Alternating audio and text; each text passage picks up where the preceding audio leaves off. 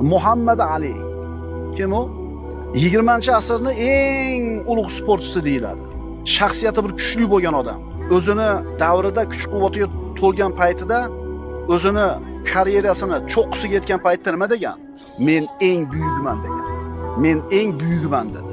Keyin Alloh taolo bir dard berdi unga. Bilasizlar, harakatlanish qiyin bo'lib qoldi. Qaltirab qoldi qo'llari. Keyinchalik umrining oxiriga borganda gapirishi ham qiyin bo'lib qoldi. O'sha vaqtga kelib turib aytadiki, juda ham aqlli, xushli, ongli odam bo'lgan. Intervyularni qaranglar-da, ajoyib bir aql egasi bo'lgan. Islomda qabul qilib musulmon bo'lgan. Ismini o'zgartirgan, o'zi Cassius Clay bo'lgan o'zi ismi. Lekin islomda qabul qilgandan keyin Muhammad Ali deb o'zgartirgan ismini. Shu Muhammad Ali aytadi: "Meni hayotimda sodir bo'lgan hodisalarning eng yaxshisi mana shu kasallik. U chempion bo'lganim, eng zo'r sportchi bo'lganim emas. Shu kasal bo'lganim men uchun eng katta yaxshilik bo'ldi. Agar u kasallik bo'lmagan